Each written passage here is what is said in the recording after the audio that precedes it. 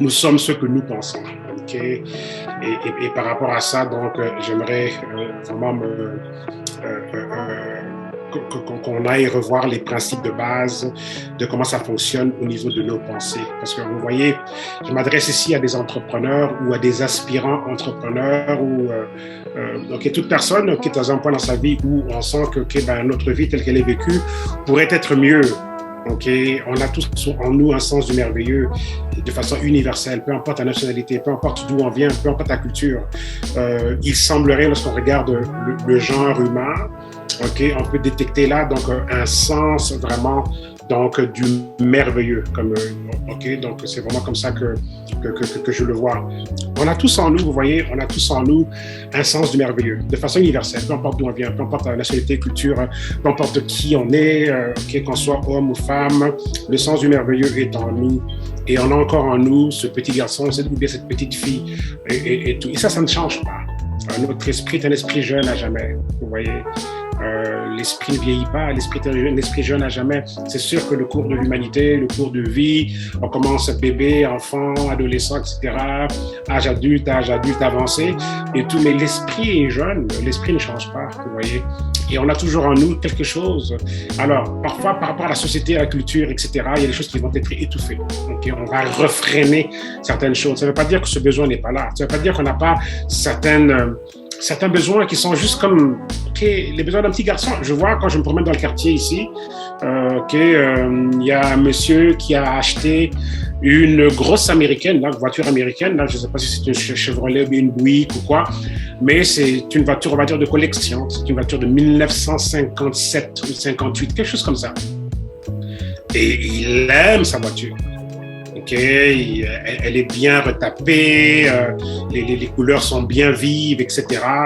Et quand je vois ça, c'est comme, waouh, j'aime bien aussi les choses un peu rétro et ça me ramène à mon enfance, parce que j'ai grandi aux États-Unis, par la grâce extraordinaire de Dieu et tout. Mon père a été, il a travaillé à l'ONU, aux Nations Unies et tout, et j'ai grandi à New York. Okay? Donc une partie de mon enfance était à New York, en plein centre de Manhattan et tout, et c'était une enfance extraordinaire. À cette époque-là, mais c'était des bateaux quasiment là sur la route, les voitures américaines. Donc c'est un monsieur, je ne sais pas trop, il est peut-être à la retraite, ou peut-être pas, mais il a l'air d'avoir, je ne sais pas trop. Non, même pas. Il est pas si vieux que ça. Non, il est encore jeune. Okay? Je pense qu'il dit que c'était son cadeau pour ses 50 ans. Okay? Donc 50 ans, on a encore un bébé là qui veut passer à l'âge adulte. Okay? On est encore très jeune. Mais regardez, il a encore ce petit garçon en lui. Et pour lui, cette voiture-là, c'est comme waouh. Okay? Et quand je lui ai fait des compliments sur la voiture, il était content. Quand je dis waouh et tout, je posais des questions et les réponses étaient illuminées. Juste parce que je lui ai posé des questions sur son jouet, son bijou, et tout. Et toutes ces réponses étaient tellement illuminées, il était tellement content d'en parler. Vous voyez? Donc on a tous en nous ce côté-là. Okay, pour ce monsieur-là, ce sont ses voitures de collection et pour lui, c'est ça, c'est son jouet. Vous voyez? Et donc on a encore cette enfance en nous, l'esprit demeure jeune à jamais. Donc, le sens du merveilleux est en nous et il est très important, surtout si on veut se lancer dans l'entrepreneuriat où on est déjà entrepreneur et qu'on veut réussir dans le domaine de l'entrepreneuriat, on doit se rendre compte que vraiment nous sommes ce que nous pensons. En dehors de juste l'entrepreneuriat, je veux dire, nous sommes ce que nous pensons 24 sur 24, 7 sur 7, c'est exactement comme ça qu'on a été créés. Nous sommes des êtres de pensée et ces pensées sont réellement des choses, vous voyez. Parce que tout ce qui est vécu dans le physique provient d'une dimension en fait spirituelle qui se traduit dans le physique en tant que tel. Donc là, aujourd'hui, ça va toucher un peu à du spirituel, mais on n'a pas le choix parce que nous sommes un esprit. Comment est-ce que, vous voyez, c'est ce côté-là que j'aime toujours amener dans le monde des affaires, c'est qu'on ne peut pas juste développer un langage business et puis en ignorant complètement la vraie nature de l'être humain. Vous voyez, si on veut réellement qu'un être humain réussisse, on doit adresser sa vraie nature. Et si sa vraie nature est que l'être humain est un esprit qui possède une âme qui habite dans un corps, on doit ramener les concepts du succès en faisant bien attention au fait que, attention, on ne s'adresse pas à une plante, on s'adresse à un esprit. Et tout, qui transitionne vers une âme et cette âme-là est emboîtée dans un corps. Vous voyez un peu? Donc, on ne peut pas parler des principes du succès sans aller dans les fins fonds de c'est qui l'être humain. Sinon, on peut pas se comprendre et on va essayer de se greffer à des concepts que nous balance ici et là. Mais si on n'a pas compris nous-mêmes qui on est, comment est-ce qu'on fonctionne, on ne peut pas réellement réussir. Vous voyez?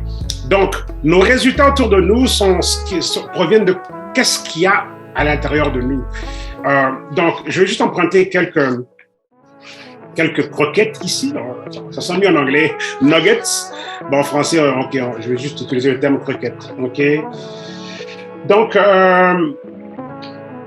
voilà, nous sommes en fait les produits de nos pensées. Okay? Ça, c'est juste pour emprunter un peu certaines croquettes ici de ce livre. Ok, donc voilà. Okay? Donc c'est ça l'idée de départ, c'est que nous sommes le produit de nos pensées. Vous voyez, ce que nous pensons, c'est vraiment ce que nous sommes. Nous sommes vraiment ce que nous pensons. Ok, donc si on s'observe nous-mêmes et tout, on peut voir à quoi on pense en s'observant. Ok, la maison où on habite, la voiture qu'on conduit, les vêtements qu'on porte, comment est-ce qu'on se présente. Okay. Et c'est un reflet de comment est-ce qu'on pense. On n'a pas besoin de dire à quelqu'un, voici comment je pense. On a regardé qu'est-ce qu'on regarde autour de qu'est-ce qu'on présente autour de nous. Notre présentation est en fait le manifeste de nos pensées. Notre présentation personnelle est un manifeste de nos pensées. Oui, notre présentation personnelle. C'est bien beau de dire que voici comment je pense, mais on n'a qu'à regarder comment vous vous présentez. Vous voyez? Donc c'est important tout ça. Comment est-ce qu'on s'habille, etc. Et les gens vont voir ça dès le départ. On a tous un bel esprit à l'intérieur, nous sommes tous une belle personne, on a tous des valeurs extraordinaires autour de nous. Ok, on a un potentiel incroyable. Mais la première chose que quelqu'un va voir, c'est en fait à quoi est-ce qu'on ressemble. Ok, on va regarder la coiffure, on va regarder les lunettes qu'on porte, on va regarder la veste, la robe, le sac. Si les chaussures sont impressionnantes, c'est comme waouh, belles chaussures. Ça veut rien dire sur la personne peut être complètement, je veux dire, pas évidente à vivre avec. C'est pas parce qu'elle a des belles chaussures que ça reflète sa beauté intérieure, vous voyez. Tout comme c'est pas parce qu'on a des chaussures complètement usées qu'on n'a pas une beauté intérieure, vous voyez. Mais encore là, comment est-ce qu'on pense et comment est-ce qu'on se présente. Donc, comment est-ce qu'on se présente trahit comment est-ce qu'on pense. Et ça va directement impacter nos entreprises. Si nous sommes déjà entrepreneurs, si on est déjà en train d'essayer de développer quelque chose, vous voyez, ça impacte donc notre entreprise. Peu importe qu'on ait des beaux discours, notre entreprise est le reflet de ce à quoi nous pensons. Okay? Donc ça vient me chercher moi personnellement aussi, parce que je regarde les chiffres de mon entreprise. Oui, c'est sûr que c'est mieux que ça a été dans le passé, c'est mieux que ça a été à certaines époques de ma vie, et beaucoup seraient très très contents de se retrouver où moi je suis. Mais en même temps, je sais aussi que même si je suis reconnaissant de là où je ne suis pas là où je devrais être. Donc ça me pousse aussi moi à revoir mes propres pensées. Dans le sens que si j'ai toléré 100 000 ou 200 000 par année, c'est parce que justement mes pensées sont à ce niveau-là. J'ai bien beau dire que oui, on est tous multimillionnaires, qu'on va faire des millions, mais si jusqu'à présent mon entreprise produit 100 à 200 000 par année, ça veut dire qu'il y a quelque chose à changer pour que ça commence à être 1 à 2 millions par année. Donc mes pensées doivent changer pour que mes résultats reflètent mes pensées. Oui, moi je l'applique à moi-même. Et des choses comme ça viennent vraiment me bousculer. Je me dis, ok, ça doit changer. Vous voyez? Et pour que ça change, c'est clair qu'on n'est pas seul dans ce que nous faisons, comme dans ce cas ici, on est en groupe. Donc, il y a toujours une importance à pouvoir donner une vision, renouveler la vision, et une vision qui n'est pas renouvelée tous les 48 heures et tout, ne peut pas réellement donc impacter les gens. Les gens doivent avoir leur vision. On doit tous avoir une vision qui se renouvelle toutes les 24 heures, pendant toutes les 48 heures. Okay? Une vision doit être renouvelée. Sinon, il y a tellement de distractions dans la vie qui font en sorte qu'il est facile de s'éloigner de la vision et de commencer à trouver des excuses pour notre stagnation. Vous voyez? Donc, beaucoup vont se retrouver éloignés de la vision. Après ça, on cherche des excuses pour la stagnation. La stagnation est là, mais on cherche des excuses pour justifier la stagnation. C'est la faute de quelqu'un. C'est la faute de la compagnie. C'est la faute du produit. Les gens ne comprennent pas. Les gens disent que c'est trop cher. Mais les membres de mon équipe ne veulent rien faire. Écoutez, on a 8 milliards d'habitants sur Terre. Alors, si notre prospérité dépend de 8 ou 20 ou 15 ou 100 personnes ou 500 personnes de notre réseau, c'est qu'on n'a pas compris, en fait, c'est quoi le vrai match. Vous voyez, Dieu merci pour l'équipe que l'on a et tout, mais encore Dieu merci pour l'équipe qu'on va avoir. Vous voyez, pensons en termes de l'équipe qu'on va avoir, le réseau qu'on va avoir, les communautés qu'on va aller rejoindre. On ne peut ne pas savoir comment on va rejoindre ces communautés-là, mais si nos pensées ne sont pas réajuster, si nos fréquences de pensée ne sont pas réajustées à même entrevoir un plus large réseau, une plus grosse communauté de clients qui vont venir donc acheter notre concept, notre produit ou bien nos services, ben on n'y arrivera pas tant que nos pensées ne se sont pas réglées à ce niveau-là. Si nos pensées ne se focusent pas à ce niveau-là, on va pas chercher les éléments qui vont nous donner en fait la solution. Vous voyez. Regardez, samedi, j'étais avec ma femme, on était dans la voiture, on avait assisté à un événement à notre église, et après cet événement-là, c'est juste moi et elle, donc les enfants étaient à la maison, et puis comme mon fils est né, je pouvais garder les enfants, donc ça nous a arrangé. Et donc là, il y a quelqu'un qui était coincé à une station d'essence et tout ça et tout, et qui avait besoin d'aide et tout, puis je l'ai aidé. Et dans la même journée, je pense que j'ai aidé comme 2 personnes dans des circonstances assez similaires. L'essence et tout. Et là, je disais à ma femme, c'est tellement important de se trouver des opportunités pour aider les gens. Et je disais, tu vois, j'ai tellement changé ma façon de voir les choses, ma pensée, les fréquences de mes pensées, à chercher des opportunités pour aider les gens. Moi, c'est comme ça que je fonctionne depuis un certain temps.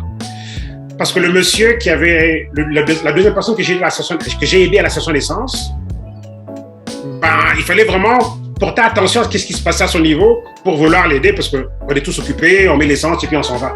Mais parce que mes radars pour aider les autres étaient déjà en marche, j'ai détecté que, il y a quelqu'un là qui a besoin d'aide. Elle n'avait même pas remarqué. Vous voyez, tout comme le premier monsieur que j'ai aidé, c'est même pas à moi qu'il s'adressait, il s'adressait à quelqu'un d'autre en demandant, est-ce que tu as un câble pour booster la batterie? C'est même pas à moi qu'il s'adressait. Mais parce que je suis déjà branché sur la fréquence. Opportunité pour aider quelqu'un. Dès que j'ai entendu la conversation, l'autre disait, le monsieur qui disait, je suis pas trop sûr si j'en ai, je regarderai. Et moi, n'étant même pas dans la conversation, j'ai juste sauté dedans. J'ai dit, en passant, je pense que moi j'ai le câble. Après, si c'est avéré que le monsieur en question n'avait pas le câble, et puis donc voilà, j'ai aidé ce monsieur-là. Mais mes radars étaient déjà aiguisés pour chercher qui est-ce que je peux aider aujourd'hui. Et je demande toujours à Dieu tous les jours. Ça, je ne raconte pas des histoires. Je demande toujours à Dieu tous les jours et tout. Donc, Seigneur, donne-moi des opportunités aujourd'hui pour aider quelqu'un. Donne-moi mes dossiers aujourd'hui. Envoie-moi des dossiers. Des dossiers, donc, je demande à Dieu tous les jours de m'envoyer des dossiers. Des dossiers qui vont se traduire dans des personnes que je vais aider d'une manière ou d'une autre. Je demande régulièrement, donne-moi du travail. Donne-moi du travail, donne-moi du pain, mets-moi du pain sur la planche. Je puisse dire, j'ai pu quelqu'un, j'ai pu faire quelque chose dans ce sens-là, vous voyez. Donc, je me suis organisé, moi, dans ce sens-là. Donc, mes pensées étant... Dès qu'il y a une opportunité, je le détecte. Vous voyez, je le détecte. Parce que tout est prêt pour maintenant le... Si mon des opportunités de moi et tout, que je ne verrai même pas. Vous voyez? Si la fréquence n'est pas ajustée à ça, je ne des opportunités de moi de tout. Dès qu'il y a une opportunité pour aider, je la vois tout de suite. Alors, c'est la même chose pour nos entreprises. Si nos pensées ne sont pas déjà ajustées par rapport à là où on veut que nos entreprises soient, on ne verra pas les opportunités pour ramener notre entreprise à ce niveau-là. On ne verra pas ces opportunités-là. On ne les verra tout simplement pas.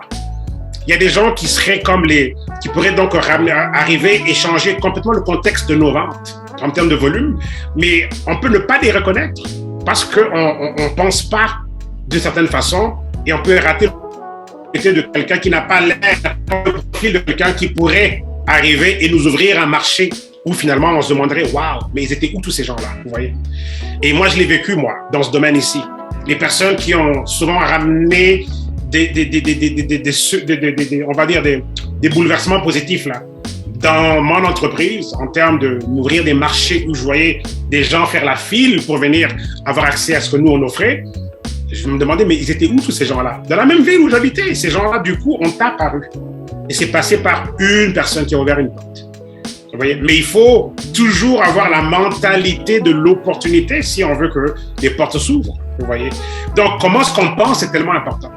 Les chiffres que l'on a aujourd'hui, la commission qu'on a reçue la semaine dernière, sur les ventes de la semaine dernière, parce qu'on doit aussi penser en termes d'entreprise et des ventes. Avons-nous donc assez de ventes pour avoir un profit en tant que tel?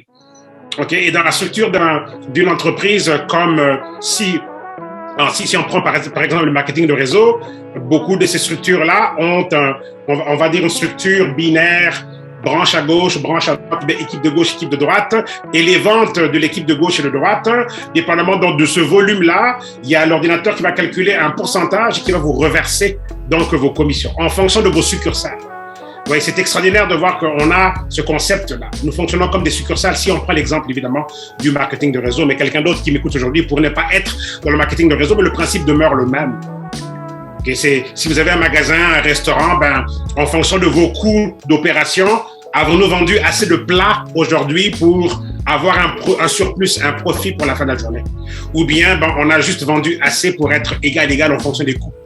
Alors là, il faut aussi pouvoir évaluer vos coûts, mensuellement, mais on fait aussi une moyenne et on sait que voici ce que ça me coûte mensuellement pour opérer mon magasin, mon restaurant, et voici en fait la moyenne des coûts au quotidien.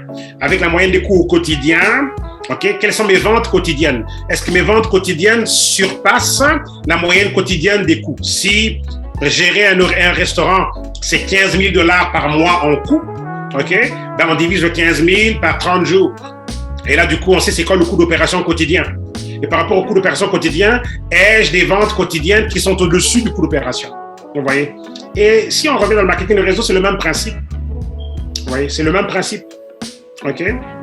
Donc, voilà. Donc, nous sommes réellement ce que nous pensons. Okay? Donc, je reviens encore aux différentes croquettes que je prends donc, de ce livre et tout. Donc, nos pensées accusent notre vrai nous, quoi. Qu'est-ce que nous sommes réellement. OK? Donc, c'est ça que nos pensées accusent. OK? Une personne généreuse, donc, va d'abord avoir des pensées généreuses, donc, avant de poser des actes généreux. Vous voyez, je vous disais tout à l'heure que je m'étais organisé dans mes pensées. Je parle à Dieu tous les jours en lui demandant, donne-moi des opportunités pour aider quelqu'un aujourd'hui. Vous voyez? Et tout. Donc, ça veut dire que j'avais déjà organisé dans mes pensées une forme de générosité qui fait en sorte qu'à la minute où quelqu'un a besoin d'aide, c'est comme, OK. Parfois, je suis au magasin et quelqu'un peut être coincé ou quoi, et je suis prêt à aller dire, OK, c'est combien la facture? OK, c'est bon, je paye. Je suis prêt. Parce que mes pensées se sont organisées comme ça. Quand je fais la file à la caisse, je cherche, je regarde, si je vois quelqu'un, il y a un problème, la personne est en train de compter les centimes, et je vois que la personne devient nerveuse, elle compte les centimes, automatiquement, j'ai déjà en moi, OK, je vais aller proposer de payer pour cette personne-là. Ou si il lui manque 5 $ ou quoi, au lieu qu'elle remette des choses qu'elle a achetées et tout, je peux dire, OK, c'est bon, j'ai le 5 $, t'es né. Vous voyez un peu. Et c'est le genre de pensée que j'ai. Donc, la pensée généreuse, précède l'acte généreux. Vous voyez, le crime ne se fait pas juste comme ça. Il y a une pensée criminelle qui précède un crime. Vous voyez.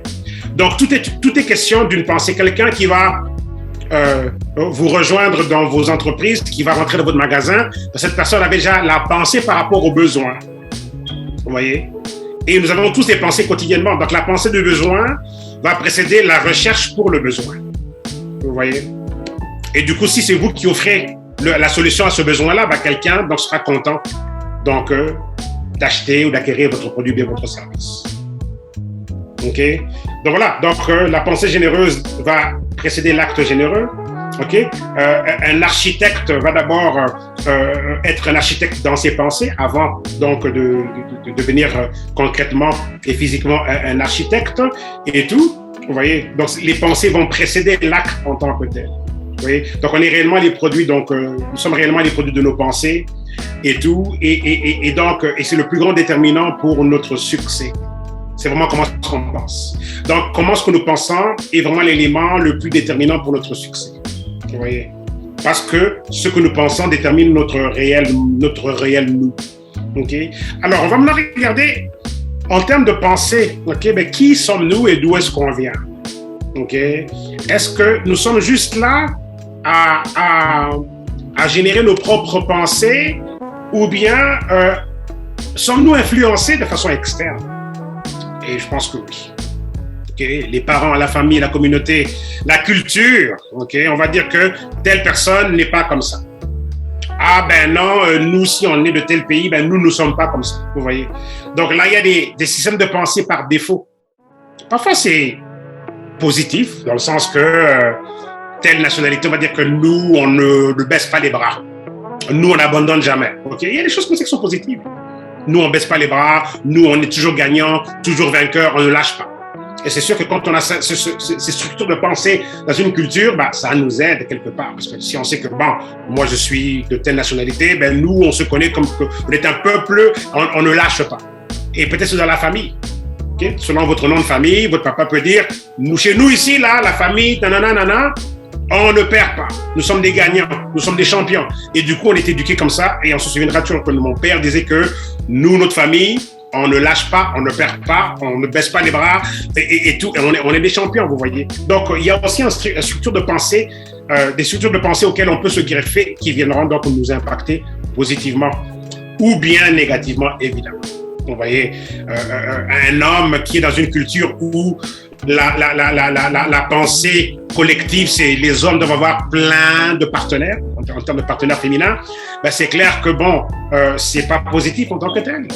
Vous voyez, parce qu'il y a des ramifications dévastatrices, justement, quand on considère le contexte d'une relation entre un homme et une femme, et s'il doit avoir plusieurs foyers qu'un homme doit gérer, en plus du foyer qu'il a, où ils sont investis d'amour et de loyauté, et on peut alors imaginer qu'est-ce que ça peut causer. C'est justement, cette personne se retrouve à aller fréquenter d'autres femmes, ou bien une femme qui va fréquenter d'autres hommes, mais des mentalités qui peuvent donc donner aux gens donc un peu les hommes sont tous machos, ou bien donc voilà, on doit faire ceci, on doit faire cela. Et c'est clair que ce sont des systèmes de pensée qui viennent alors dans ce cas-là détruire. Donc il y a des systèmes de pensée qui peuvent parfois être bénéfiques, mais dans beaucoup de cas, il y a beaucoup de systèmes de pensée qui ne sont pas bénéfiques du tout. Okay, où finalement les gens vont prendre une fierté de penser d'une certaine façon, mais c'est à leur propre, on va dire, c'est à leur propre détriment en fait. Okay? Donc voilà. Mais et si on devait alors se rabattre aux pensées de notre Créateur, okay? Est-ce que notre Créateur pourrait avoir aussi des pensées? A-t-il des pensées? Okay? Pense-t-il de certaine façon? Et là, c'est important en tant qu'être humain, et je ramène encore là le concept, le contexte de création. Qui est-ce qu'on est? D'où est-ce qu'on vient? Où est-ce qu'on va? Okay? Et là, donc, il n'y a pas de meilleur livre en termes de nous présenter la création que la BIBLE. Okay? Donc, et dans la BIBLE, et tout, si on se réfère au récit de la création, qui est l'un des récits, en fait, c'est un récit que j'étudie encore et que je continuerai d'étudier parce qu'il y a tellement de choses extraordinaires là-dedans et tout. Donc, qui nous aident, en fait. Okay? Donc, alors, on revient donc au schéma de création. On a été créé à l'image de Dieu. Okay? Et voici comment ce que le Créateur l'a dit. Okay? Créons l'homme en notre image et selon notre ressemblance. Okay? Donc voilà, c'est fantastique. On voit là quoi? On voit là que le Créateur était en train de... On voit là qu'il y avait un système de pensée. Pour que Dieu dise créons l'homme en notre image, on voit là qu'il était en train de penser. Vous voyez? Selon notre ressemblance. Donc il avait alors une pensée envers cet être qui s'apprêtait à créer, mais il avait déjà établi les paramètres de comment cet être allait fonctionner et tout. Donc, on voit là qu'il y avait un processus de pensée, vous voyez. Et donc là, si on a été créé à l'image du Créateur et selon sa ressemblance, donc là, on voit que on partage alors les mêmes fonctionnalités. Et on voit là que l'être créateur est un être penseur, vous voyez. On voit qu'il a une méthodologie de pensée et le récit de la création nous expose cette extraordinaire méthodologie. Okay? On nous expose un contexte de chaos au début du livre de la Genèse. Et dans ce contexte du chaos, on voit comment on part des ténèbres, on part du chaos, on part du néant quasiment. Et là, le Créateur dit que la lumière soit. Et la lumière fut. Donc, on voit qu'on part d'un contexte de chaos, de néant, de ténèbres, et on voit là qu'il y a déjà un processus de pensée du Créateur qui établit qu'on a besoin de ramener la lumière pour justement éclairer ce contexte de ténèbres ou ce contexte d'ignorance, d'obscurité. Donc, on voit qu'il y a un système de pensée. Donc, on voit qu'il y a une méthodologie. Et dans la méthodologie du Créateur, on le voit, comment est-ce que dans chaque étape de la création, c'était un emboîtement qui allait vers un autre emboîtement. Oui, donc on voit là que l'être qui nous a créés est un être penseur. stratégique, ok? Vraiment stratégique. Donc, je vais ici emprunter un passage très très connu qui dit « Je connais les plans que j'ai pour vous. Je connais les pensées que j'ai pour vous. Des plans de bien et non de mal pour vous donner de l'avenir et de l'espérance. » Ok? Ça, c'est emprunté du fameux Jérémie 29, 11. Ok? Donc voilà. Alors, on voit là que le Créateur est en train de dire que je connais les plans que j'ai pour vous. Okay. Je connais les pensées, dépendamment des différentes versions que vous pouvez les lire pour ce passage-là, mais les versions qui vont dire, je connais les pensées que j'ai pour vous. Des pensées de bien et non de mal. Vous voyez? Et dans cette version ici, ça dit des pensées, des plans, ok? Des pensées et des plans, ok? Pour votre bien-être et pour votre paix. Okay? Pour votre bien-être, pour votre paix. Vous voyez? Et non pour le mal en tant que tel. Okay? Et ceci, c'est pour vous donner donc de l'espoir et tout est donc une finalité positive, une finalité victorieuse en tant que telle.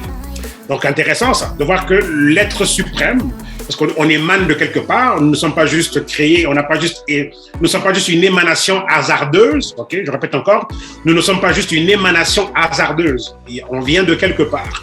Alors, on parle ici du processus de pensée, que nous sommes ce que nous pensons. Mais c'est important d'aller maintenant voir, ok, mais si on vient d'un être suprême, ben, est-ce qu'il n'y a pas un système de pensée qui vient de lui qu'on pourrait emprunter? Parce que si lui dit que, ok, je connais les pensées que j'ai pour vous, ok, et les plans que j'ai pour vous, ce sont des plans de bien et non de mal, des plans pour vous établir en bien-être et en paix, ok? D'autres versions vont parler donc des plans de bien pour vous faire prospérer et non pour le mal. Donc là, du coup, c'est OK. Si moi, j'étais créé à l'image de cet être suprême et que lui dit que les pensées qu'il a pour moi sont des pensées de bien, de bien-être et de paix, de prospérité, pour me donner de l'avenir, de l'espérance. Donc, du coup, peut-être que je me suis rendu compte que j'étais trop négatif dans ma vie dernièrement. Peut-être que je me rends compte que je ne me suis pas donné les bonnes opportunités pour voir ma vie vraiment changer de cadre. Et je suis un peu frustré par mes résultats. Mais là, je reviens à la case départ. Et je me rends compte que, il y a un créateur dont je suis le reflet. Okay? Parce que si j'ai été créé à l'image de Dieu, donc je suis le reflet de Dieu. Donc, du coup, mais lui, comment est-ce qu'il pense? Mais lui dit que les pensées que j'ai pour toi, donc pour moi, ce sont des pensées de bien. OK? Il a des plans pour le bien-être et la paix et la prospérité. C'est comme, OK. Donc, OK, très bien. Donc, à moi maintenant, donc, de changer, de reprogrammer mes pensées pour qu'elles s'alignent avec celui qui avait pensé avant même que moi je sois créé. Il avait pensé, OK, avant moi. Il avait pensé à moi. Il avait pensé pour moi, vous voyez? Alors, un être humain ne peut pas juste se lancer dans la vie de façon hasardeuse. OK? Nous devons avoir une fondation solide ancrée sur nos origines. OK? Et ça, c'est pour tous les aspects de la vie, pas juste pour l'entrepreneuriat. Ici, nous sommes dans un cadre entrepreneurial, mais c'est pas juste pour un cadre entrepreneurial, c'est pour tous les aspects de nos vies, vous voyez? Si on n'est pas ancré dans une forme de ce qu'on peut appeler une vérité irréfutable, OK? Je sais qu'on a tous nos opinions, on veut tous faire valoir à quoi on pense et tout, mais chers amis, moi, il me semble qu'il y a une seule vérité. Et cette seule vérité-là, et ça semble être la meilleure aussi, qui veut mon bien à tous égards. Vous voyez? Si je me réfère à comment est-ce qu'on pense notre Créateur selon les écrits qu'il nous a légués et tout, du coup, je me rends compte que, waouh, il y a une vérité. Il y a une vérité irréfutable. Oui, on peut ne pas être d'accord avec ça. On a vu les guerres et toutes sortes d'atrocités dans l'histoire de l'humanité, parce qu'on a des agendas contraires ici et là. Mais il demeure qu'on peut se fier à une vérité qui ne va pas nous trahir si vraiment on veut dans s'aligner avec, vous voyez. Une vérité qui veut notre bien. Okay? Donc, je pense que nous devons, pour réorganiser nos vies, être connectés à de telles sources.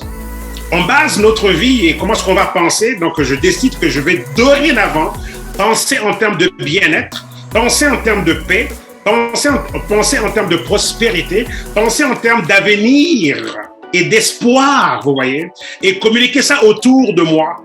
Et du coup, si je peux communiquer ça autour de moi, oui, j'impacte les gens positivement.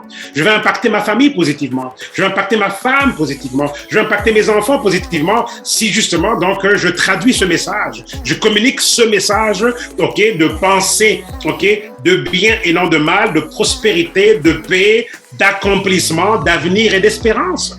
Si je communique ça autour de moi, mes enfants grandissent avec cette façon de penser. Vous voyez? Alors, on ramène ça dans un cadre business, cadre entrepreneurial. OK? On est par exemple en train de vendre un tel produit ou service. On va prendre un produit de santé naturelle. OK? Je ne vais pas aller chercher trop loin. Santé naturelle. OK? Mais pourquoi est-ce qu'il faut que je communique ce produit de santé naturelle autour de moi? Vous voyez? Mais du coup, si moi, je suis dans la mentalité, OK, que ma vie doit être établie autour donc des pensées de bien et non de mal, de bien-être, de paix, de prospérité et d'avenir et d'espoir, d'avenir et d'espérance. Du coup, mon produit de santé devient maintenant un instrument, un outil pour établir dans la vie de quelqu'un un peu plus de paix et un peu plus de stabilité, un peu plus de paix, un peu plus de bien-être et tout. Et du coup, donc, de la prospérité. Et du coup, donc, on a un meilleur avenir et on a maintenant de l'espérance. Parce que là, du coup, là où ça faisait mal, ça ne fait plus mal. Là, du coup, on dort mieux la nuit. Là, du coup, on est plus stressé. Là, du coup, il y a certains médicaments donc, dont on n'a plus besoin. Et la perspective de l'avenir, maintenant, devient comme waouh! On se voit vivre dépasser 100 ans. On se voit vivre et voir nos petits-enfants et nos arrière-petits-enfants, etc. Et du coup, toute la vision de la vie change, vous voyez. Alors, et c'est le même produit, OK, qu'on peut présenter genre, OK, voici, ça va t'aider à maigrir et bye-bye. Mais on peut présenter le même produit en disant, écoute, pourquoi est-ce que tu as besoin de perdre du gras viscéral? Tu as besoin de perdre du gras viscéral parce que, premièrement, le gras viscéral détruit les télomères. Et si les télomères sont détruits, la vie est raccourcie. Il y a beaucoup de maladies de dégénérescence qui se développent. Donc, mon produit a un concept de te redonner de l'avenir et de l'espérance. Parce que si ton corps peut vivre mieux aujourd'hui, sans le stress, sans le gras viscéral qui raccourcit la vie. Et le gras viscéral n'a rien à voir avec l'obésité. On peut être mince avec le gras viscéral. Vous voyez? Donc, faisons très attention. C'est pas juste, moi je suis mince et j'ai pas besoin de me débarrasser du gras viscéral, ou bien j'ai pas besoin de faire de la désintoxication, de la purification. On se trompe si on pense comme ça. Mais si on pense comme ça, c'est pas la faute des gens. Les gens vont penser parfois de façon erronée, c'est pas de leur faute. Mais si moi j'ai l'information, et si moi je pense comme ça en termes de bien-être, du coup, donc, cette façon de penser peut m'aider à mieux présenter mon produit. Je ne vais pas juste dire, voici les vertus, tu dois perdre du poids et puis bye-bye. Non, je peux dire, écoute, je te vends un concept de bien-être. Parce que moi, mes pensées ont été réalignées avec celles de mon créateur. Et lui, il dit que les pensées que j'ai pour toi sont celles qui sont pour le bien, pour la paix, pour le bien-être, la prospérité et l'avenir et l'espérance.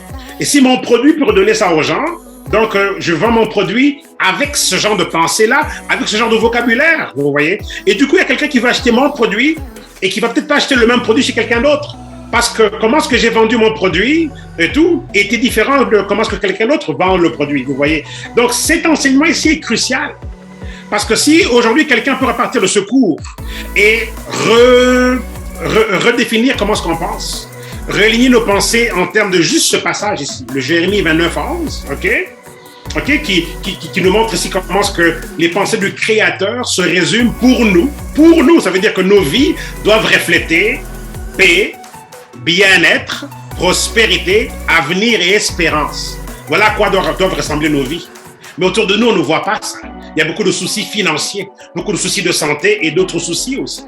Alors, si on a un produit maintenant, OK, qui peut maintenant être la réponse en termes de ramener de la paix de l'âme, moins de stress, OK, donc du bien-être physiquement parlant, du bien-être dans nos pensées, pour que finalement on vive avec une meilleure perspective d'avenir et d'espérance, voilà pourquoi. Alors je me lance en affaires. Oui, je me lance en affaires pour impacter les gens autour de moi, pour les reconnecter à des outils, à des systèmes simples qui peuvent intégrer dans leur quotidien pour leur redonner et tout, donc du bien-être, de la paix, de l'avenir et de l'espérance. C'est tout, vous voyez. Donc on peut vendre nos produits, surtout si on est dans le cadre de la santé naturelle, on peut vendre nos produits avec Jérémie 29:11, vous voyez. Juste en reprogrammant nos pensées par rapport à comment est-ce que notre créateur pense, vous voyez. Okay. Je ne sais pas comprendre les notes, parce que ça, c'est un grand cours de vente, okay, basé sur comment est-ce qu'on pense. Okay. Beaucoup sont frustrés, ils pensent que l'entreprise n'avance pas, c'est parce que le message n'est pas le bon message. Mais le bon message, si c'est pas le bon message, c'est parce que les pensées ne sont peut-être pas les bonnes pensées. Donc, prenons l'opportunité aujourd'hui, avec ces petites croquettes que je donne, de voir, OK, examiner nos pensées. Comment est-ce que je pense? Parce que les résultats du moment sont le reflet de comment est-ce que je pense en ce moment. N'accusez personne, n'accusez pas la compagnie, n'accusez pas les clients. C'est pas la faute des clients. On doit arrêter ce discours que oui, ils disent tous que les produits sont chers, etc. On doit arrêter ça. Ce n'est pas vrai. Chers amis, ce n'est pas vrai. Les gens partent en vacances, on sacrifie, il y a des factures que les gens vont sauter pour partir en vacances. Alors, on peut bien sauter une facture pour acheter un produit qui va aider pour le taux de sucre dans le sang. Okay? C'est question de comment le message est communiqué et comment la personne le reçoit. Mais encore là, nos pensées vont déterminer notre vocabulaire et comment est-ce qu'on présente l'opportunité aux autres. Okay? Alors, arrêtons d'accuser les clients. Ce n'est pas vrai. Ce n'est pas vrai du tout. Pas vrai du tout. Est-ce qu'il y a des comportements autour de nous qui ont besoin d'éducation? Bien sûr que oui. Bien sûr que oui. Le monde va mal par ignorance, généralement parlant. Okay? Que ce soit financièrement ou physiquement, si les choses vont pas trop bien, c'est par ignorance. C'est par ignorance. OK? Donc, d'abord, revoir comment est-ce qu'on pense. OK? Donc voilà. Alors, autre élément que j'emprunte donc, de ce beau livre ici et tout. OK, il y a une autre pensée qui vient de notre Créateur. OK, si on consulte Deutéronome 28, OK, Dieu parle du fait que nous sommes la tête et non la queue. Très populaire, ça, pour ceux qui connaissent bien OK, Deutéronome 28. Les gens le récitent. Mais encore là, le réciter ne veut pas dire que ça se reflète dans la vie des gens. Être la tête et non la queue. Vous voyez? Mais si notre Créateur lui pense ainsi, waouh! On peut avoir l'impression que je vais nulle part de ma vie. Et peut-être que mes pensées n'ont pas été productives. OK, mais il y a quelqu'un qui pense à un niveau plus élevé que moi. Et Dieu a bien dit, mes pensées ne sont pas vos pensées, mes pensées sont plus élevées que les vôtres. Mais si ces pensées ont déjà pensé pour moi d'avance, pour mon bien-être, ben je pense que, OK, ben, si je veux vraiment refaire ma vie et voir des résultats complètement changés, ben je pense que j'ai intérêt à me connecter à cette fréquence de pensée. Vous voyez? OK, Dieu dit que nous sommes la tête et non la queue, par exemple. C'est gros, ça. OK? Ça, c'est énorme. C'est vraiment énorme. OK? Donc, d'être toujours en haut et jamais en bas. Vous voyez? Le monde nous habitue à, bon, oui, d'accord, OK, parfois ça marche, parfois ça marche pas. On monte et on descend. Et c'est très populaire et c'est un peu ce que le monde accepte. Attention. OK? Notre Créateur dit, on est censé être toujours en haut et jamais en bas. Pensez-y un peu. Jamais en bas. Voulant dire que chaque fois que la compagnie, votre business ou quoi, publie les chiffres, on doit se retrouver au top des palmarès. Toujours. Et beaucoup vont dire, oui, mais c'est impossible. Non, c'est pas impossible. On doit changer notre façon de penser. Parce que si on commence à penser comme ça, on change l'environnement autour de nous. On change les gens qui vont venir vers nous. Vous voyez? Imaginez que vous êtes comme un aimant. Et l'aimant que vous êtes, OK, vous allez attirer peut-être certaines fourchettes, certaines cuillères. OK? Mais si on reprogramme l'aimant que nous sommes, du coup, on attire des plus gros métaux qui vont venir vers nous. Donc, ce n'est pas une question de « Waouh, comment je vais faire ça, c'est impossible ». Non. Les pensées doivent être reprogrammées et du coup, l'univers des possibilités s'ouvrira à vous. On change nos pensées et l'univers des possibilités change. Comme dans cette image ici, ce monsieur, OK, c'est une image qui reflète la pensée et la porte devant nous. Comment est-ce qu'on pense détermine les portes ouvertes ou les portes fermées en face de nous. Okay? Comment est-ce qu'on pense? Ça va déterminer les portes ouvertes ou les portes fermées autour, donc en face de nous. OK? Donc voilà. Alors, donc ça c'est évidemment crucial, OK, comme façon de penser. Donc, si on peut alors réaligner nos pensées de cette façon-là et trouver normal, OK, mais ça prend de la méditation quotidienne. Trouver normal maintenant, OK, que je dois toujours être en haut et jamais en bas. OK? Toujours la tête et non la queue, c'est comme wow. OK, ceux qui veulent aller consulter ça, c'est Deutéronome 28, 13. Allez consulter ça, vous voyez? Parce que c'est tellement facile, OK, bah oui, mais qu'est-ce qui me dit que ça c'est vrai ou pas? Pourquoi est-ce que je devrais suivre cette façon de faire les choses ou pas? Et je pense, moi j'aime bien le fait que si je me réfère à ça ici, il n'y a plus d'argument de oui ou non, peut-être que oui, peut-être que non. Parce que je me dis que ça c'est l'être suprême. OK, je veux dire, tout part de lui. OK, donc si lui dit que je devrais être en haut et pas en bas, toujours la tête et jamais la queue, ben écoutez, je m'en fous de ce que va penser mon voisin.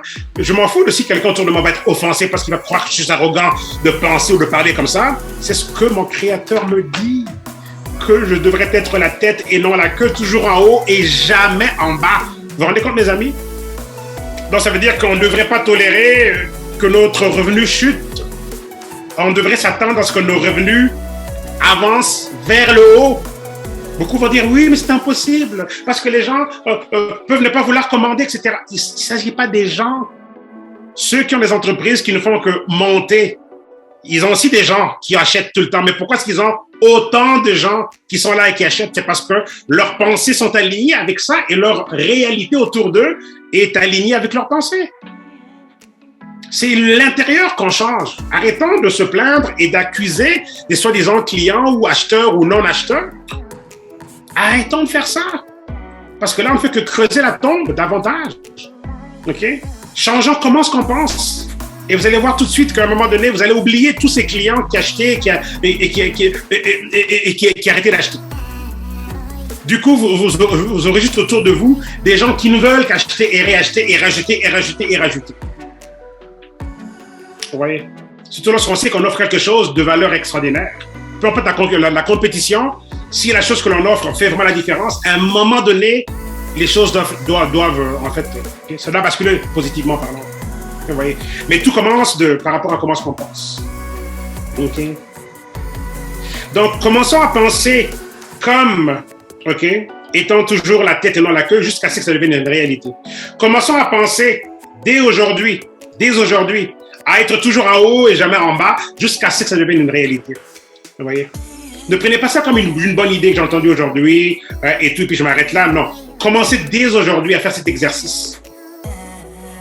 C'est peut-être pas naturel pour quelqu'un aujourd'hui, parce qu'on a été habitué à vivre limité. C'est peut-être pas naturel, mais il faut bien que ça commence quelque part. Donc, commençons aujourd'hui l'exercice d'aller méditer sur le fait que, OK, entre faire confiance à mes voisins ou la communauté ou le quartier ou la famille, je pense que si mon créateur me dit à moi, que je devrais toujours en haut et jamais en bas, même si mes voisins et la famille, l'entourage, mes amis ne sont pas d'accord ou ils vont peut-être me trouver bizarre en disant ça, écoute, c'est ma vie et non la leur. Et s'il y a quelqu'un qui est plus investi pour mon bien-être, que qui que ce soit d'autre, c'est bien le créateur lui-même. Plus investi que pour notre bien-être, même plus que nos propres parents, parce que parfois les parents ne peuvent ne pas être... Les parents peuvent aussi faire des erreurs qui peuvent bloquer les enfants. Donc, il n'y aura jamais d'être plus investi pour notre bien-être que notre propre créateur. Ouais. C'est sûr que c'est idéal que les parents soient à l'image du créateur pour les enfants. Okay? Comme ça, les enfants ont vraiment le maximum pour leur bien-être à partir des parents. Que le foyer reflète la pensée, vous voyez. Tout va ensemble. Parce que justement, le créateur et l'équipe, il est le Père, justement, si on comprend le concept de Dieu le Père, c'est le même concept de paternalité qu'on retrouve dans un foyer, dans une famille. Donc les parents, idéalement, doivent refléter en fait la volonté du Père en tant que parent, pour que les enfants grandissent justement dans la voie du Père en tant que tel. Okay? Je sais que là, on a l'impression que ça sort un peu du cadre, mais ce sont des profondeurs importantes à comprendre, vous voyez. Parce qu'on est des êtres, comme je dis, on est un esprit, on possède une âme, on habite dans un corps. Donc les principes du succès, dans mon cas, moi, comment est-ce que je préfère enseigner, les principes du succès doivent être recadrés dans notre nature interne. Oui. Donc, vous allez souvent m'entendre faire des références pareilles. C'est parce qu'il n'y a pas, selon moi, il n'y a pas de meilleure façon de le faire que de revenir à la case départ, au tableau de bord, et de comprendre comment est-ce qu'on est constitué de l'intérieur et de l'extérieur. Oui. Donc, voilà. Alors, je vais voir, je vais prendre encore une dernière croquette ici rapidement. C'est ça. Donc, pensons oui, j'ai pris Deutéronome 28, le Jérémie 29, 11 tout à l'heure, OK? Qui disait que je connais les pensées que j'ai pour vous, OK? Donc, il y a déjà un système de pensée qui a déjà été établi pour nous. OK? Donc, c'est fantastique. Donc, le travail a été fait pour nous. OK? Waouh! Le travail est fait pour nous. Donc, qu'est-ce que j'ai à faire? J'ai juste à dupliquer le système de pensée qu'on m'a déjà donné. Et ça venant du Créateur, l'être suprême et parfait, on sait que, OK, on ne peut pas se tromper avec ça. Ouais. Donc, commençons dès aujourd'hui, OK, à penser par rapport au système de pensée que lui pour nous. Et j'ai donné un bel exemple tout à l'heure, et je l'ai même connecté à comment est-ce qu'on vend nos produits. Vous voyez? Alors, si maintenant on peut commencer à faire cet exercice de se connecter à cette façon de penser et tout, on verra tôt ou tard notre vie refléter justement cette façon de penser. Okay? Donc voilà, pour qu'on devienne, qu'est-ce que Dieu dit que nous sommes? Vous voyez? Parce que nous avons un libre arbitre et on peut très bien décider de notre libre arbitre, notre pouvoir décisionnel personnel, d'aller dans une autre direction. Mais ça ne veut pas dire que la mesure n'a pas été donnée pour notre bien-être. Oui. Notre Créateur nous a donné la mesure du bien-être, le système de pensée du bien-être et tout ce qui vient avec. Mais nous avons le choix de nous aligner avec ça ou de se penser plus intelligent. Vous voyez? Donc voilà. Donc voilà. Alors c'était juste des petites bouchées, ok, que j'ai été prendre du livre En Minds Matter, ok, donc nos pensées, nos pensées valent de l'or, en fait, si je dois traduire ça en français. La meilleure façon de le traduire, ce serait ça, que nos pensées valent de l'or. Ok, mes amis. Et donc nous sommes réellement ce que nous pensons. Et donc revisons alors où nous en sommes. Parce que nos chiffres, ce qu'on a gagné la semaine dernière et la semaine d'avant, et regardez un peu combien avez-vous gagné l'année dernière. Regardez votre revenu, ok, par rapport à votre structure entrepreneuriale. Parce que le travail, c'est le même salaire. Okay? Il n'y a pas de mystère là. Mais regardez votre structure entrepreneuriale, si vous êtes déjà dans une de ces structures-là, et regardez maintenant vos ventes. Ok.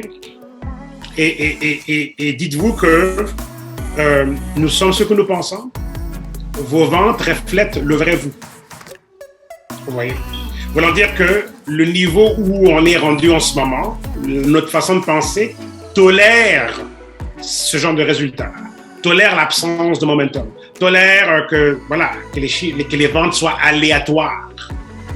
Si on a des bonnes ventes, ok, tant mieux. Si on n'en a pas, ben voilà. Non. Notre façon de penser peut aussi faire en sorte que peu importe les saisons, peu importe ce soit l'été, il y en a parce que c'est l'été. Ah, ben c'est l'été, tout le monde est en vacances, personne ne veut acheter. C'est pas vrai. Les gens font des dépenses en vacances, les gens font des millions en vacances. OK? Donc, changeons comment est-ce qu'on pense. Parce que si on change comment est-ce qu'on pense, donc on ne va pas juste accepter l'excuse, ah ben c'est Noël, tout le monde est content de Noël. Non, comment les temps de Noël, les gens font plein de cadeaux. Pourquoi est-ce que votre entreprise ne devient pas aussi l'une des solutions pour les cadeaux de Noël? Okay. Donc, arrêtons de nous mettre des limites. Ce n'est pas vrai tout ce qu'on veut s'imaginer. J'ai souvent entendu que dans le marketing de réseau, l'été, oh là là, l'été, tout le monde est en vacances et tout, c'est pas évident pour les ventes. Et les gens le disent. Mais moi, dans mon expérience personnelle, été, hiver, automne, les chiffres ont toujours été fantastiques. Parce que je ne me suis pas limité dans mes pensées par rapport à « Ah, là c'est l'été », et on commence à paniquer et penser que ça y est, tout va stagner. Non, ce n'est pas vrai. Oui, ce n'est pas vrai du tout. Okay? Donc, regardons nos chiffres, regardons notre entreprise, regardons la voiture que l'on conduit. Okay? Ça reflète comment est-ce qu'on pense. Est-ce que la voiture est aspirée ou pas? Est-ce qu'elle est propre? Okay? Quand on a beaucoup d'enfants, les enfants peuvent faire des dégâts dans la voiture. Est-ce qu'on a aspiré? Est-ce que la voiture est présentable? L'état de la maison, est-ce que la maison est présentable? Okay? Tout ça, ça reflète comment est-ce qu'on pense. Et comment est-ce qu'on pense, ça reflète qu'est-ce qu'on tolère. Est-ce qu'on tolère cette médiocrité-là? Okay? Ou bien on ne la tolère pas. Vous voyez? Qu'est-ce que vous tolérez dans vos corps? Vous voyez? Qu'est-ce qu'on tolère? Moi, je me suis rendu compte que j'ai toléré des choses que je ne devrais pas tolérer. Et là, je me suis lancé dans une nouvelle mission, okay, de remettre mon corps en forme, mais à un niveau supérieur. Donc là, du coup, il y a des choses que je ne tolère plus et ma femme est un peu perdue par rapport à ça. Parce que là, du coup, mon menu a changé, le menu alimentaire, parce que j'ai mis une concentration, on va dire, sur les shakes, les isogéniques, okay, et les repas isogéniques, okay, les shakes, les bouillons collagènes, etc., et tout, et puis aussi, bon, salade, fruits, légumes. Et c'est fantastique pour moi, je suis rassasié, je suis bien, et là, du coup, je me pèse chaque jour et c'est comme waouh, ok. Donc, la mise en forme est là. Je me regarde même dans le miroir et c'est comme je peux voir déjà que j'ai déjà perdu une couche des joues. Vous voyez. Donc, mais c'est parce que mon seuil de tolérance vient de changer. Mes pensées viennent de passer à une nouvelle fréquence. En termes de je ne veux plus tolérer certaines choses par rapport à ce corps que Dieu m'a donné, qui a un potentiel incroyable de vivre au-delà de 120 ans et tout. Et justement, ben, ça demande des ajustements pour que nos corps puissent justement se lancer dans cette dimension-là. Vous voyez? Mais si on ne prend pas ça au sérieux et qu'on ne change pas notre seuil de tolérance, OK, ben il n'y a rien qui changera. Et l'être humain a tendance à réagir lorsque le médecin dit, écoute, si tu ne changes pas ça, voici ce qui va arriver. Oh, parce que là, le docteur, madame, nous a fait peur. Du coup, là, maintenant, les barrières tombent. Vous voyez? Non, mais tout va avec comment est-ce qu'on pense. Le poids de la personne, c'est comment est-ce qu'elle pense. Quelqu'un de mince, c'est comment est-ce qu'elle pense. Quelqu'un qui prend du poids, c'est comment est-ce que la personne pense. Combien de gens qui ont de l'embonpoint ou de l'obésité que je vois, que je ne connais pas, que je vois avec chips, ou en train de manger des pizzas, ou en train de manger des gros gâteaux, là. Et je les vois, ok? Est-ce qu'ils ne sont pas conscients qu'ils sont dans l'obésité? Mais pourquoi est-ce qu'ils ont encore des chips, ou du coca, ou bien des gâteaux pleins de sucre? Pourquoi est-ce qu'ils en mangent encore? Oui. Mais par éducation, si les pensées changent, on remplace les beignets, les gros gâteaux par une barre Isaline. D'Isagénix, par exemple, vous voyez? On remplace l'hamburger et les frites par un shake, vous voyez? OK. Tout va, c'est par rapport à comment est-ce qu'on pense. OK? Donc, méditez beaucoup là-dessus, les amis. La qualité de vie, le revenu que l'on gagne, tout ceci, c'est par rapport à comment est-ce qu'on pense. Alors, vous voulez que votre entreprise vous rapporte au moins 50 000 à la fin de cette année, pensez différemment. Et vous allez voir le 50 000 se manifester. Vous voulez que votre entreprise vous ait rapporté 100 000 à la fin de l'année, pensez différemment. Et vous verrez le 100 000 se manifester. Vous voulez que votre entreprise vous rapporte 150 000, 200 000, 1 million à la fin de l'année, les pensées doivent être celles de ceux qui génèrent $1 million. À la fin de l'année, voulant dire que si on génère $1 million à la fin de l'année, ça veut dire qu'on génère $3 000 tous les jours. Alors, quelles sont les activités qu'on doit mettre en place pour qu'on gagne $3 000 quotidiennement? Parce que $3 000 par jour, c'est $1 million à la fin de l'année. Vous voyez? C'est simple que ça. 100 000 à la fin de l'année, ben $300 par jour. Vous voyez? Aussi simple que ça. Et donc là, maintenant, si vous faites vos calculs, OK, ben ça prend quoi maintenant comme activité? Donc là, il faut penser à ce niveau-là. Si on ne se met pas au défi que les choses changent, les choses ne changeront pas. Vous voyez? Je sais qu'on est occupé, il y a les enfants, il y a la famille, il y a le mariage, il y a tout ça. Il y a l'église, il y a tout ce que l'on fait. Mais en même temps, si le temps passe et le temps ne va pas vous dire, hey, écoute, dépêche-toi, le temps va juste passer. Si nous, on ne trouve pas si nous, on ne décide pas qu'à partir d'aujourd'hui, je me réorganise et que je commence à penser différemment, je ne vais pas créer des opportunités pour que les choses se réajustent. Je ne vais même pas attirer les personnes qui vont venir contribuer à là où je me rends dans la vie. Parce que quand on a changé comment est-ce qu'on pense, on commence à attirer les gens qui viennent maintenant contribuer à là où on va se rendre. On veut faire 100 000 à la fin de l'année, ben on doit penser différemment. Parce que les leaders et les chercheurs d'opportunités et les gens de clientèle et tout, qui vont vous propulser à 100 000 à la fin de l'année, si on ne pense pas à ce niveau-là, ils ne vous verront même pas et vous ne les verrez même pas. OK? Donc, l'une des choses encore sur lesquelles je reviens aujourd'hui, oubliant les clients qui achètent une fois de temps en temps, on les garde, on les entretient, etc. et tout. Okay?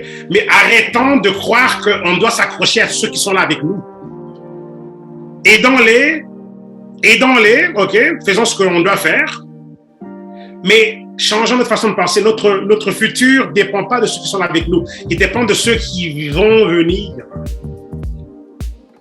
On doit, si notre façon de penser change, on doit être tellement enthousiaste à l'idée que quelqu'un voudra qu'est-ce que j'ai à offrir. On doit se réjouir des clients que j'aurai demain. Je ne peux pas les connaître, mais je me réjouis des clients que j'aurai demain. Parce que je sais que je suis irrésistible, vous voyez. Mon offre est irrésistible. J'ai tellement confiance en mon offre et tout. Et juste avec l'idée de je suis irrésistible, mon offre est irrésistible, OK? C'est juste, je vous donne des structures de pensée. Du coup, l'environnement autour le sait. Et maintenant, vous attirez les circonstances qui vont s'aligner avec ça. Okay. Je sais que le terme irrésistible peut paraître un peu agressif pour quelqu'un ou bien arrogant, mais c'est une façon de penser. Si vous pensez irrésistible, pas de façon erronée ou bien arrogante ou quoi, mais vous êtes conscient, sincèrement consciente, que j'ai quelque chose ici qui est difficile à refuser, qui est vraiment une offre qui a beaucoup plus d'avantages que d'inconvénients, que c'est vraiment une offre irrésistible. Si vous en êtes conscient, ça va se dégager dans votre vocabulaire, dans votre attitude. Oui. Et vous allez vous attendre à ce que les choses se fassent comme ça, sans savoir qui va acheter demain. Je sais que quelqu'un doit acheter, parce que ce que j'ai est irrésistible. Okay. Ou difficile à refuser, ou peu importe, vous voyez. Mais je vous donne ici des structures de façon de penser. Alors, arrêtons de nous accrocher à ceux qu'on pense que, qui doivent absolument faire ceci ou cela. Non, on les aide, on fait ce qu'on a à faire, mais pensons à ceux qui nous attendent. Vous voyez, parce qu'on a ici une offre difficile à refuser. Arrêtons d'accuser les membres d'équipe qui ne font rien, etc. Arrêtons. On a tous des vies et si chaque personne n'a pas eu la révélation, ce n'est pas grave. Ça peut venir beaucoup plus tard. Mais entre-temps, on donne l'information, on donne les formations, on donne des informations. On continue de le motiver, de dire, hey, ça y est, on y va, c'est par là et tout, on ne lâche pas. Mais on ne leur en veut pas s'ils ne bougent pas. Parce que je vois souvent les leaders avec beaucoup d'amertume, ben là, il n'y a rien qui marche, mes gens sont ceci, mes gens sont cela. C'est parce qu'on n'a pas encore compris que, ok, c'est pas, ils ont fait ce qu'ils avaient à faire quand ils sont arrivés, mais on doit passer au suivant. Vous voyez, on les aide, ok, et les gens doivent vouloir aussi s'aider eux-mêmes. Mais nous, on donne toujours le maximum, on aide. On doit avoir l'esprit de la servitude. Et cet esprit de la servitude, c'est autant pour ceux qui sont là et autant pour ceux qui vont venir, parce qu'on recrute pour aider. Vous voyez, nous recrutons pour aider. Nous ne recrutons pas pour profiter et passer au suivant. Nous recrutons pour aider. Ça veut dire que nous recrutons les gens dans leur propre bien-être. Voilà pourquoi est-ce qu'on recrute dans ce cadre ici, par exemple. Okay? Ou dans tout cadre. Si on comprend que le sens de la vie, c'est le sens du service. C'est le sens de nourrir la brebis. Okay? En empruntant le vocabulaire du Christ. Okay? Donc, ça se reflète dans tous les domaines. On se lance en affaires et on sait qu'on se lance en affaires pour nourrir et non pour détruire ou profiter. Et puis, vous voyez, non, on se lance en affaires pour nourrir. Que ce soit, j'écris des livres, ben, je nourris avec mes livres.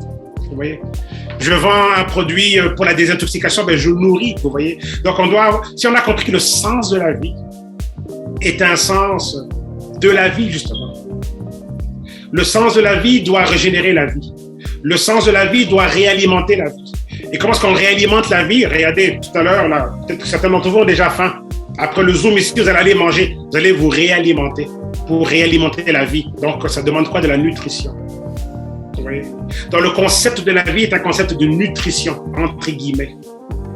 Nous devons découvrir dans quel cadre Dieu nous appelle à nourrir. Peut-être c'est dans le cadre de la technologie. Je veux nourrir l'humanité avec la technologie. OK? En donnant des solutions qui vont faciliter le quotidien, qui vont améliorer le sens de la vie. Vous voyez, si on peut avoir un téléphone ici, il y a un accident sur la route, on peut prendre son téléphone, appeler 911. On alimente le sens de la vie. Vous voyez? Donc, on doit découvrir chacun dans quel cadre nous sommes appelés à nourrir autrui. C'est le sens, c'est la nomenclature du sens de la vie même. Et un entrepreneur qui a compris ça va aller très, très loin. Vous voyez? Mais on doit changer nos pensées.